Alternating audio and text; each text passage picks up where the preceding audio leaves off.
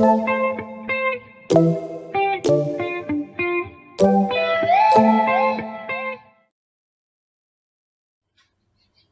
Morning scholars. आज हम हिंदी में एक नया पाठ शुरू करेंगे। सुमन एक उपवन की। सुमन मतलब फूल, उपवन बगीचा। बगीचे में तरह तरह के फूल होते हैं। इस कविता के कवि हैं द्वारिका प्रसाद माहेश्वरी। कवि ने इस कविता के माध्यम से एकता का संदेश दिया है। जिस तरह से प्रकृति फल फूलों में कोई भेदभाव नहीं करती, तो उसी प्रकार से इस भारत भूमि में जन्मे प्रत्येक मनुष्य को धर्म, जाति, रंग, रूप, अमीरी, गरीबी का भेद मिटाकर मिलजुल कर रहना चाहिए।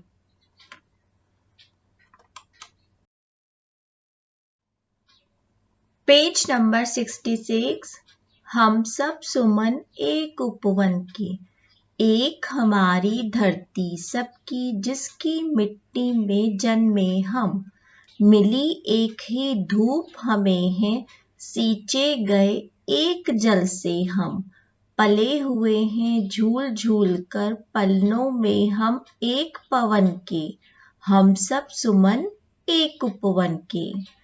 फूल कह रहे हैं कि हम सबकी धरती एक ही है, हमने एक ही मिट्टी में जन्म लिया है, हमें धूप भी समान रूप से मिलती है, हम एक ही जल से सींचे गए हैं।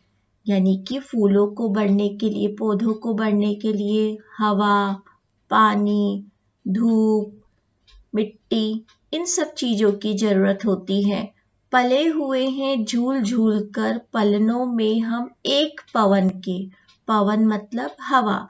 हवा के झोंकों में झूल झूल कर वे बड़े हुए हैं। हम सब सुमन एक उपवन के।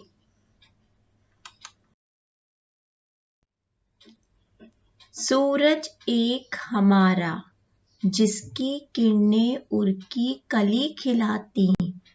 एक हमारा चांद, चांदनी जिसकी हम सबको नहलाती। मिले एक से स्वर हमको हैं, भ्रमरों के मीठे गुंजन के। हम सब सुमन एक उपवन के। हमारा सूरज भी एक ही है, जिसकी किरणें हृदय को खिला देती हैं, हृदय की कली को खिला देती हैं। कली से फूल बन जाता है। एक हमारा चांद भी एक ही है, जिसकी चांदनी सबको मिलती है। मिले एक से स्वर हमको है, हम सभी को स्वर, आवाज भी एक से ही मिली है। भ्रमरों के मीठे गुंजन के। भ्रमर होते हैं भंवरे, जो फूलों पर मंडराते हैं। भंवरों के मीठे गुंजन के स्वर उन्हें मिले हैं। हम सब सुमन एक उपवन के।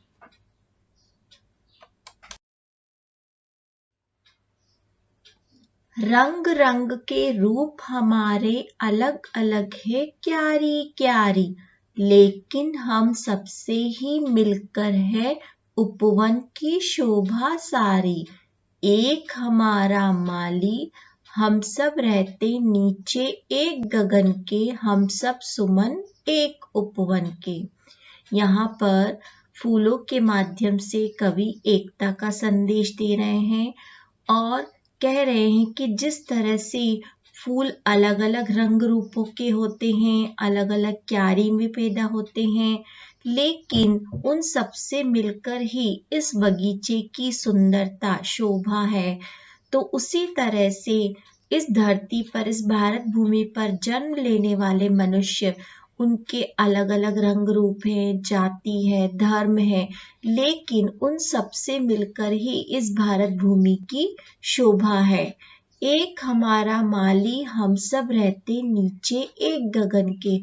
हमारा माली तो एक ही है, हमारा ईश्वर एक ही है, और हम सब इस गगन के, इस आसमान के नीचे रहते हैं। हम सब सुमन एक उपवन के।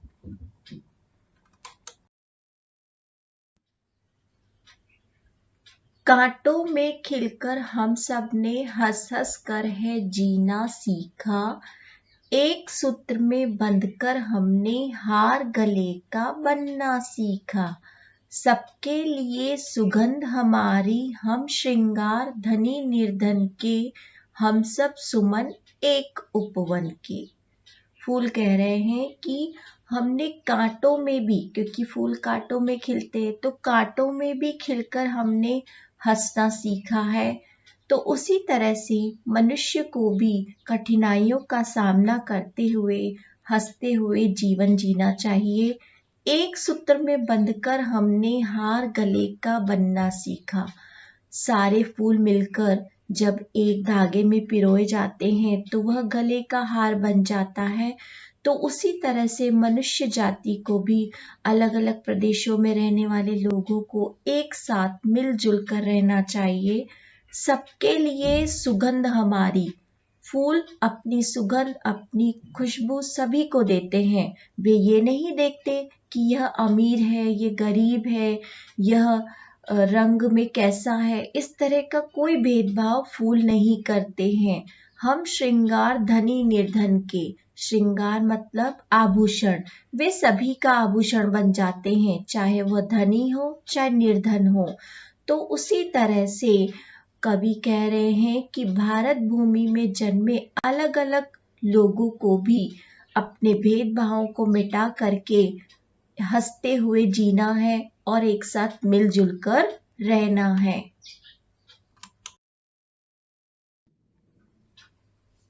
तो बच्चों, आपको एक बार इस पोयम की रीडिंग करनी है और श्रुत लेख और शब्दार्थ को अपनी नोटबुक में लिखना है और इन कविता की पंक्तियों को पूरी करना है। ये आपको नोटबुक में लिखना है। रंग रंग के रूप हमारे अलग अलग है क्यारी क्यारी, लेकिन हम सबसे ही मिलकर है उपवन की शोभा सारी। एक हमारा माली, हम सब रहते नीचे, एक गगन के हम सब सुमन एक उपवन के। तो ये कविता की पंक्तियां हैं, 3rd पैराग्राफ, जो आपको नोटबुक में लिखना है।